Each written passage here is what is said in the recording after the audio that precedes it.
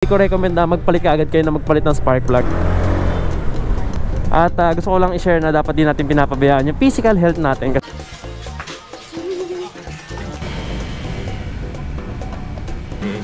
Naghanap na ako ng booking pa Ermita. So samahan niyo naman ako, mag-gym tayo ngayon.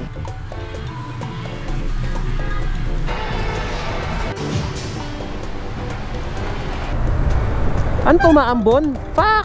Kakasimula ko palang mag-vlog, maambon. Pero may araw! Oh my god! Oh, kita niyo, munti ka na sila magbanggaan. Okay, EDSA, NCAP, hello. Kakaliwa ako. Wait lang, abante muna tayo. Uy, NCAP!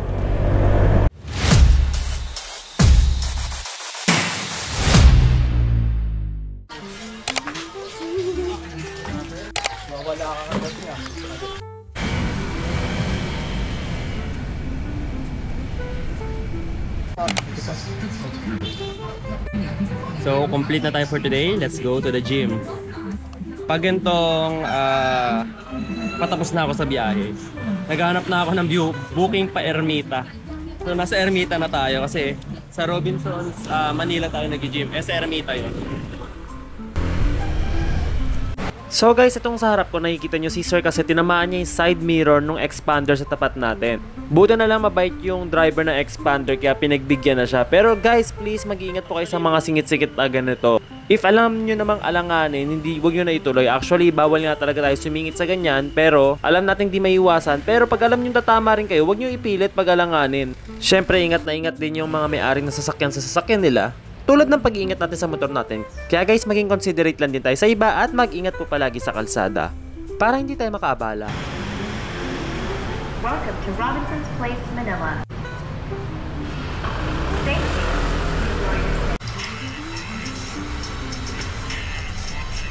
So samahan niyo naman ako, mag-gym tayo ngayon kasi kailangan physically healthy tayo lalo na kung active din tayo sa pagmumotor. Para mas na-endure natin yung malalayong biyahe, yung mga nakakapagod na biyahe, yung kulang ka sa tulog. Tsaka pangarap ko mabuhat yung motor ko. De joke lang.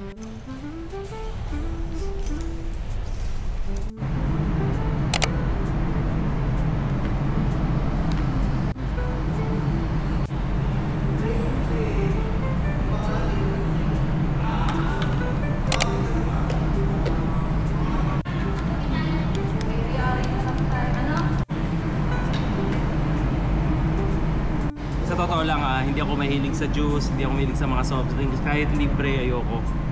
Pero ginagawa ko to, iniinom ko itong mga ganito for energy kasi kailangan talaga siya. I mean ako, kailangan ko siya. So recommend ko, after nyo siya inumin, mag-wait kayo ng 30 minutes before mag-start man ng workout. Tawag dito pre-workout drinks para mas maging effective yung supplements na iniinom ninyo.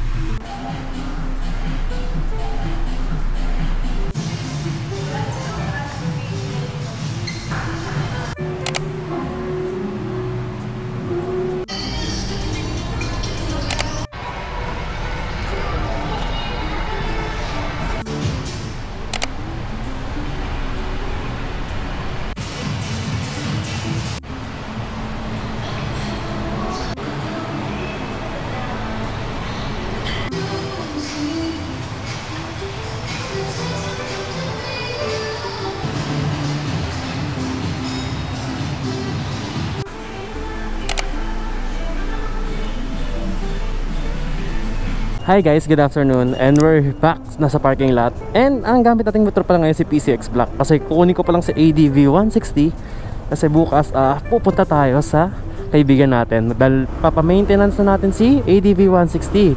After nung Baguio, naka 5,000 km natin, nakbo na tayo. Tapos papalitan na rin natin yung langis niya para sabay na, 'di ba? Sa langis naman naka 4,000, mahigit na yung tinakbo niya sa langis. So sulit na yun. Actually bala ko 5,000, pero sa next change oil na yun papabuti natin siya ng 10,000 km. For now 4,000 lang, enough na yun para every 5,000 km magpapalit tayo. Palabas pa lang ako ng parking. So ito, nakalabas na tayo ng Robinson. Salamat sa pagsama sa akin sa gym at biyahe.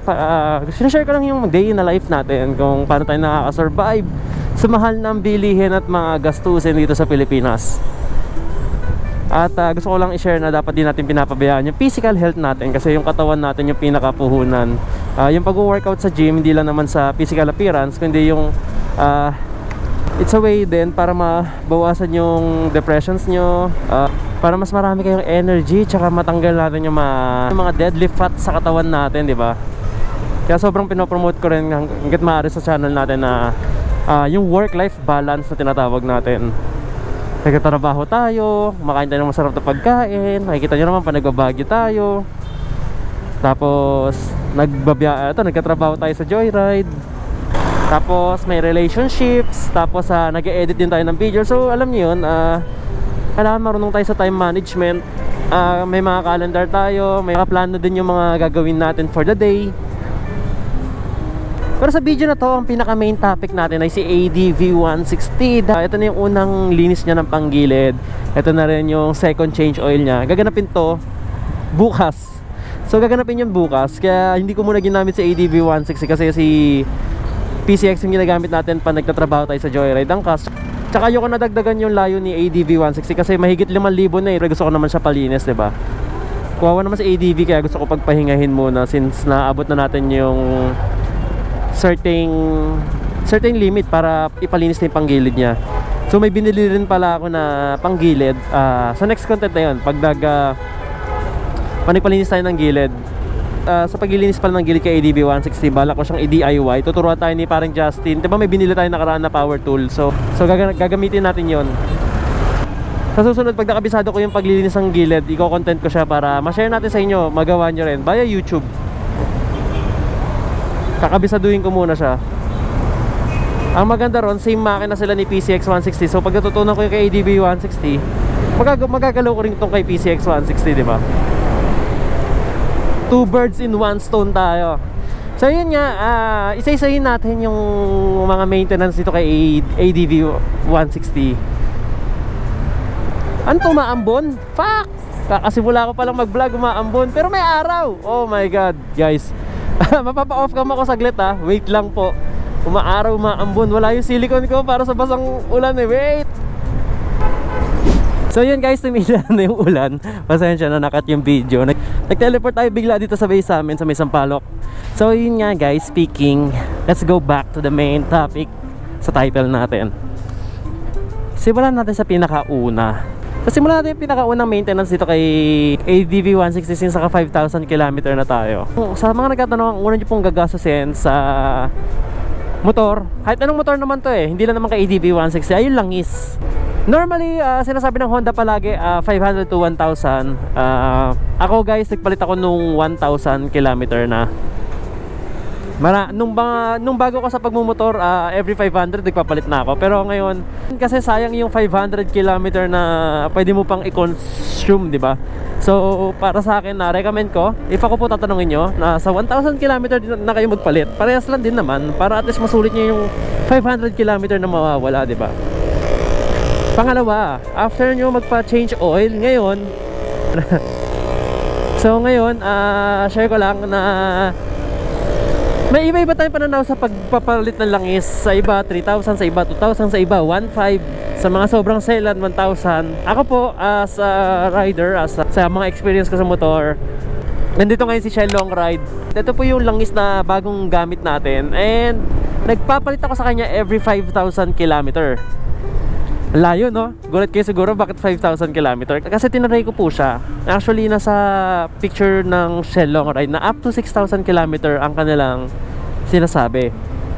Pero ayoko nang sagarin ng 6,000. I think masyado nang mahaba yon. And sa 5,000 km, sobrang sulit na yun sa pag-change oil. If you think, like before sa mga previous videos, sinabi ko na nga to, kahit tignan nyo sa mismo sa Honda, ang gap ng pagpapa-change oil ay nasa 5,000 km. Pag nakita nyo sa Honda, after 1,000 km, tatalong kagad kayo sa 6,000 km ang next change oil nyo eh. Replace yun ha, hindi yun inspect, replace talaga. Hindi nyo kailangan i-check yung langis. Pag naka 5,000 kayo, matic replace na.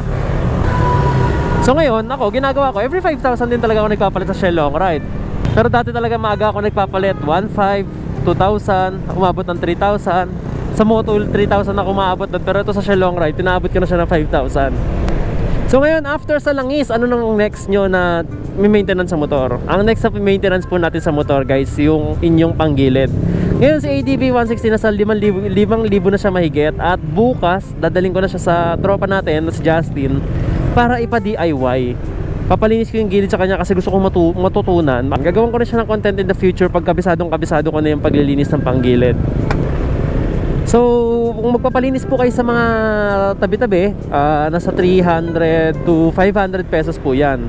Sa mga Shotty motorcycle parts and accessories, sobrang mura, 300 pesos lang. Kasama na yung spray, sobrang mura sa Shotty. Kasi sa iba, na-try ko, 300, tapos hindi pa kasama yung pang-spray na Kobe, sprayer, panglinis ng motor nyo, tapos yung mas napapamahal doon. Kaya kung may tatanong nyo ako saan maganda magpalinis, sa Shotty motorcycle parts and accessories sa 10th Ave, sobrang recommended ko yan. Diyan ako nagpapaayos. Kasi para sa mga kukuha pala ng motor and idea, tuwing kailan nagpapalinis ng panggilid, yung iba maselan, parang 4,000 to 5,000. Yeah. Actually, 3,000 to 4,000 sa mga masaselan. Pero tayo, every 5,000 km kasi dumudumi rin naman kagad yun. Pero minsan, kunyari, bago tayo mag long ride, kunyari, bago tayo magsagada, kahit nakaka 3,000 pa lang ako, dinadala ko na kagad sa shop. Kasi minsan katulad ng mga belt natin, minsan kasi delikado pag naputulan ka niyan eh. Lalo na kung wala kang dalang extra, diba? Wala kang pamalit. Ayun ang mahirap. So, tapos na tayo sa pangalawa, yung panggilid. Every 5,000 po yan. So, after naman nun, syempre tapos na tayo sa panggilid. 5,000 km. Aabot tayo na, sabihin natin nasa 10,000 km na tayo. Ano yung mga commonly na pinapalitan sa 10,000? Actually, minsan 8,000 nga lang eh. Ang next na maintenance po natin dyan ay yung brake pad. Yung brake pad natin guys, mabilis mapudpud yung nasa harap kumpara sa nasa likod. Kasi ang pinakamalakas na kapit ay nasa harapan. Kaya nga itong motor natin sa Honda PCX 160, naka-ABS to. Maski rin kay Honda ADV 160 naka-ABS. Ako aminin ko malakas ang gumamit ng brake sa harap. 70% sa harap, 30% sa likod. Yan din ang recommended ko. Pag likod lang ginamit yung mas malaki yung chance na mag-skid kayo. So, anong recommended na brand natin ng brake pad? Ako recommended kong brand sa inyo guys, yung Elig. Okay, yung sa kasa mismo natin, yung stock natin. Ayun yung marirecommend ko sa inyo. Syempre stock is good yung sa Honda mismo. So nasa 8,000 to 10,000 po yun. So guys, share ka lang pala. Sa likod pala natin, maabot naman yan hanggang 30,000 kahit doon na yung next palit nyo eh. 25 to 30,000. Yung sa likod yung brake sa likod. Pero depende sa kung gaano kayo kalakas gumamit. Pero sa akin napaabot ko yung sa PCX ko na puti dati na 30,000, di pa ako nagpapalit ng brake pad sa likod kasi makapal pa. Hindi pa naman makapal. I mean, kumbaga pwede pa. So yun nga guys, after nung brake pad natin, pumunta naman tayo sa air filter. Ang air filter guys, pinapalitan yan within 10 to 12,000. Depende sa dumi. Ako minsan sinasabay ko sa pangalawang linis ko ng CVT yan, which is 10,000. Para isang palitan na lang. Dali lang naman po magpalit na air filter. Actually guys, di ko recommend yung washable air filter. Di ko recommend na bumili kayo nun. Pa rin bumili kayo ng stock. Actually may nag-recommend nga sa akin dati na hugasan ko lang yung air filter tapos pwede na. Pero para sa akin kasi yung air filter na stock natin sa Honda, pag nakarating ka ng 10 to 12,000, sulit naman na yun. Magkano pa nagpa-price range ang Honda na air filter? I think nasa 400 to 500 ngayon ang air filter. So, i-check nga rin yan. Mas maganda umorder kayo sa Honda mismo. Pag napapadaan kayo, marami namang Honda rito, yung mga Guanson, yung Honda branch mismo. So, tapos na tayo sa 12,000. So, umabot na ng 12,000 yung motor natin. Next na, abot tayo niya ng 20,000. Sabi natin 20,000 to 24,000 na tinakbo ng motor mo. Anong next na papalitan sa motor mo yan? Actually, dalawang pwedeng palitan sa motor mo na yan. Unang-una, yung gulong. Yung iba guys, ako aminin ko 15,000 lang ata ako or 16. Actually, itong PCX Black 16,000 lang. Pudpud na yung likod ko, pudpud na yung gulong ko sa likod. Depende kasi sa gamit mo rin ng brake. Depende rin sa panahon. Kunyari sobrang init ng panahon, syempre mas mabilis mapudpud yung goma. Tapos lagi pang mabigat yung karga mo. Ako pinagagamit ko to MC Taxi, ginagamit ko sa long ride. Kaya mas mabilis mapudpud yung gulong natin. So magkano po ba nag-range ang gulong? Sa B-Star, sa halaga ng B-Star, sa gulong sa likod, nasa 2,000 lang makapagpalit na kayo. And good for another, let's say 20 to 25,000 km ulit yon. So after naman ng gulong, ano pa yung isang pwede natin palitan pag umabot tayo ng 20,000 km? Yung isang palitin dyan guys, yung ating spark plug. Pero aminin ko, kailangan na ini-inspect nyo lang din muna yung spark plug. Ako, di ko recommend na magpalit ka agad kayo na magpalit ng spark plug. Kasi may indicator naman yan na sign na dapat nang palitan yung spark plug nyo. Pag parang nagkakaroon na kayo ng failure sa pagbukas ng motor nyo, tapos parang hindi na ganun ka-responsive. Kaya ako hanggang ngayon, 16,810 km si PCX, hindi ko pa pinapalitan. I-inspect nyo muna bago nyo palitan kasi mamaya pwede pa. Sayang naman, di ba? So after naman na spark plug, Sir MJL, ano pa ba? Dami ng gastos natin So actually, hindi naman po siya sobrang laking gastos. Ito lang naman yung common talaga eh. Ang malalaking gastos pag kunyari nalubog ka sa baha, ayun yung mga issue na sobrang daming gagastusin. Papalit ka ng gas filter mo, ganyan.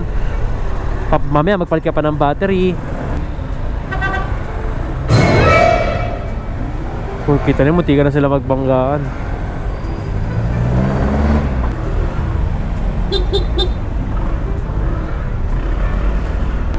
So tapos na yung 20,000, ano naman yung next na papalitan natin? Meron pa ba? Meron po. Actually, between 20 to 25,000 pala guys. Ito yung belt nyo napasok. Ako ilang beses na ako nasabihan sa kasa, maski sa mga mekaniko sa labas, na nasa 12 pa lang ako or 15, pinagpapalit na ako ng belt. Pero never ako naputulan ng belt nung pinaabot ko ng 25,000. Kasi may sukat talaga yan na pag nakikita mong nakadikit na yung crack doon sa pinaka-flat na surface nung belt, ayun yung sign ko para palitan na siya eh. Pag malapit na siya ron, hindi siya porke may crack, papalitan mo kaagad. Normal na magkaka-crack kaya syempre nababanat yan eh.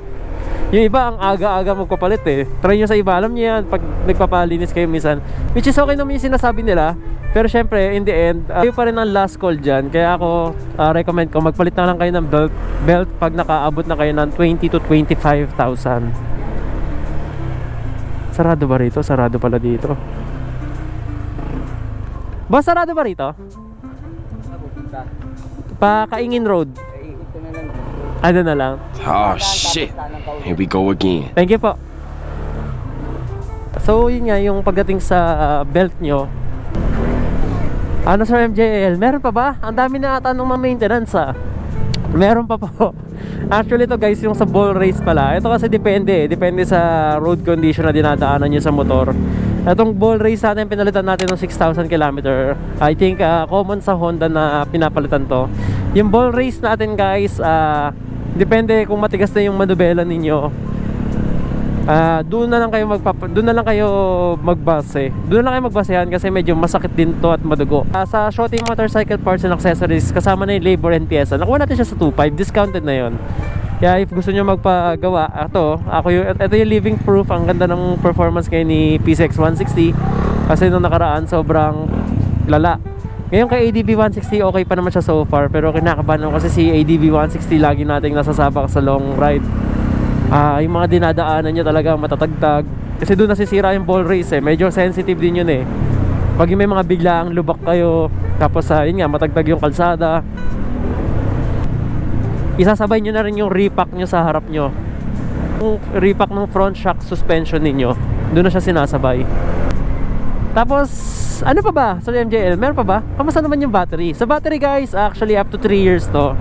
Ang battery lifespan natin up to 3 years. Itong gamit ko ngayon kay PCX 160, na-discharge na to dati nung nagsagada tayo, pero kinargahan lang yan, tapos okay na ulit. Yan yung maganda sa mga battery ngayon eh. Medyo upgraded siya, diba? Maganda yung mga quality na nilalabas sila. So para sa akin, si ADV 160, in my previous ride sa kanya, sobrang tipid niya. Ito kay PCX 160, may kita nyo, naka 32.8 km per liter lang tayo. Pero I cannot blame kasi naka baba yung bola natin dito eh. Pero nung hindi pa ako nagbababa kay PCX 160, umabot tayo ng 44, ganyan, 42, 45. Pero kay ADV 160, ewan ko bakit ganon. So, sobrang tipid ko sa kanya. Umabot tayo ng 49 sa kanya. Actually umabot tayo ng 51 sa kanya, yung pinaka maximum ko sa kanya. Pag yung talagang straight na daan lang, tapos takbuhang 42-50 lang. Pero pag hinataw mo na sa ADV 160, matipid pa rin kasi nasa 45 to 46 siya. As in gaspol na yun, paahon tsaka pa sulong. Ayun yung last ride natin, nasa 45.7 ata. Tapos ang ganda pa ng performance sa suspension ni ADV 160. Ayun lang po yung mga maintenance natin sa ADV 160. Para sa akin, tipid siya. Ilang sa gas, pati sa mga maintenance niya. Halos same ito. Well, same naman sila ng maintenance nito ni PCX eh. Tapos sa mga ginamit din kasi kay ADV 160, katulad ng mugs niya, ng suspension niya, sobrang, alam mo yun, sobrang ganda sa mga gantong kalsada oh. Yung mga biglang lubak, biglang sira. So, hindi kayo mapapagastos ng malala sa kanya. Okay, EDSA, NCAP, hello. Kakaliwa ako. Wait lang, abante muna tayo. Uy, NCAP!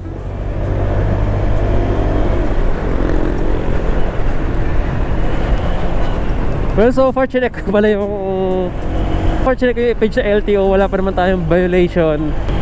Ang sakit ng violation ay 1,000, 2,000. Kung may gusto man ako i-upgrade kay ADV 160, so far wala naman. Maybe sa kulay lang niya. Kasi ang common issue nung nakuha kong motor na ADV 160 na white, naninilaw katagalan. Tulad nung sa PCX natin. Pero acceptance is the key. Okay lang naman sa akin. Kaya nga hindi ako nagpa-ceramic or PPF kasi in the future, pag puro talsik na ng bato yung motor natin, puro gas-gas or nilaw na, repaint is the key. So paparepaint natin siya, pero paputi pa rin. Pero ang dream color ko talaga sa motor, dilaw eh. Yung Bumblebee na kulay. So dito kayo kakanan, pag nasa EDSA kayo, tapos gusto nyo tumagos ng Quirino Highway. Lumalabas naman to sa Google Maps eh. So yun lang guys, may mga topic pa ba akong hindi na i-share? I think nasabi ko naman lahat ng meron kay ADV 160. Bukas, gagawa ko ng bagong content about kay ADV 160 kasi dadalhin natin siya sa tropa natin. Yun nga, papa-maintenance. Kaya sabay-sabay natin silipin yung loob niya. Kung gaano kadumi. After 5,000 na tinakbo ko, kung saan ko siya dinala. Kaya yun guys. Dito ko na po tatapusin ang ating video. And see you for another content. If may mga katanungan pala kayo guys, comment down below. And if you do like this video, para maboost yung algorithm natin at lumabas tayo sa ibang YouTube, nanonood ng YouTube, malaking tulong po yung like button sa baba. Maraming salamat guys and see you on the next content. Bye bye.